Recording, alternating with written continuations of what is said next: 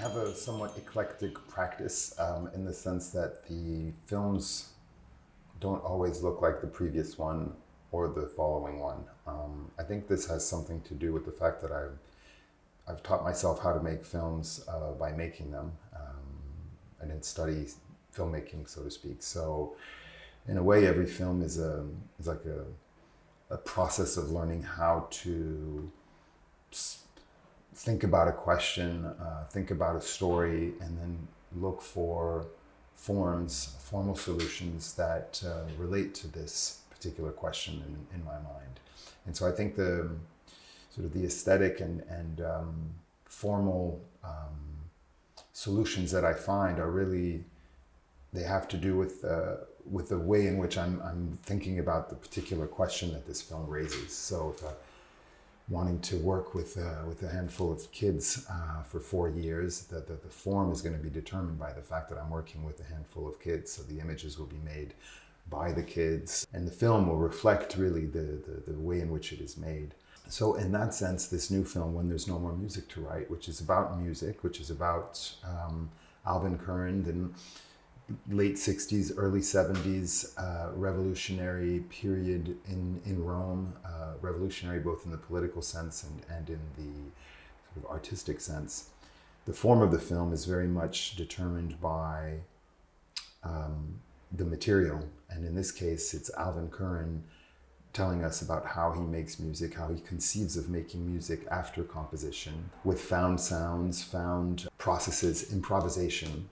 And to some extent, the form of the film reflects this idea of making something with found images, improvisational editing to some extent, in the sense of leaving a lot of space in the fabrication of the film to chance, to intuition, and to found materials. And so in that sense, it creates a different object than the earlier films, where there wasn't sort of this way of thinking about finding material and improvising, putting it together in a somewhat free improvisational manner. There were 2 versions of this film that were made. Initially, I recorded these interviews with Alvin Curran in 2018, and in 2019 I was invited to do an exhibition in the south of France, in Sète, the city of Sète, and Claire Atherton, the editor that I've been working with for several films, wasn't available. So I quickly put together a first version of the film, which is very linear, much more biographical, and it was composed entirely of Alvin's music, interviews with him, and Super 8 footage that I filmed in Rome around the time of when I did the interviews.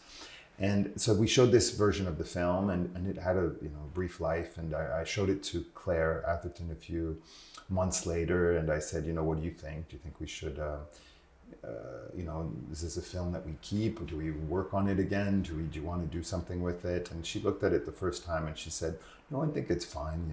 It tells a nice story. And then a little while later, she looked at it again and said, well, maybe we could do a few things. And then those few things became a completely new timeline and a completely new project. And one of the things I think Claire was really right about is that it didn't really make sense for the film not to reflect more profoundly the ideas that Alvin discusses in the film. And so Claire had this intuition early on that the Super 8 footage might be interesting, but certainly not for the duration of the film, and that we should find. She asked me, don't you think we could find other things? Maybe we could look at, maybe some archives. And I've been very reluctant over the years to use archival material. There's very little archival footage in any of my films, even the films that deal with historical periods in the 60s and 70s. I'm very, very parsimonious with the use of archival material for various reasons. And so I'd never worked with that. And here the setup in the studio was very different than in previous works. I have a studio in Paris that has an editing station on one side, and then there's another desk. And so Claire would be working on the editing station, working with Alvin's interviews and the sounds and the music, and I was sort of hearing that from one ear, and sort of intuitively looking at a bunch of archival material, some of which I had brought back from Rome that was given to me by a friend, some of which I would search in various online archives in a very sort of intuitive way. I would hear things that were being put on the timeline by Claire, words, and sort of free associate these words and find images, and then drop them on Claire's computer remotely without necessarily even talking. I would say, Claire, I'm sending you some material that makes me think of such and such an idea. And then Claire would open up the files and sort of drop them on the timeline. And it was a very, I guess, sort of like a free jazz kind of feeling of intuitively thinking about an idea, finding material, throwing it on the timeline, seeing how it works. And that's how we get, the series of images about men jumping out of airplanes with parachutes, or this mountain, that sort of avalanche that collapses and then comes back up the mountain as it's reversed. The process was really Claire and I working in two different stations and sort of handing material over. Initially, I went to Rome with the idea of doing a film about this story I'd heard relating to the Aldo Moro kidnapping. I had read the interviews that Mario Moretti had given, I think in the early 2000s from prison, about the abduction and killing of Aldo Moro, and I read about this moment where Red Brigades had decided to slash the tires of a flower truck that was normally selling flowers on the corner of Via Fani and Via Streccia, right where they had planned to abduct Aldo Moro. And they were concerned about the presence of the flower vendor because they knew that there would be an exchange of gunfire and they didn't want him to be killed. And so they decided to puncture the tires of his truck where he parked it in the center of Rome. And the flower vendor did not know who had punctured the tires and why. He just knew that when he came to work that day, the truck couldn't be driven.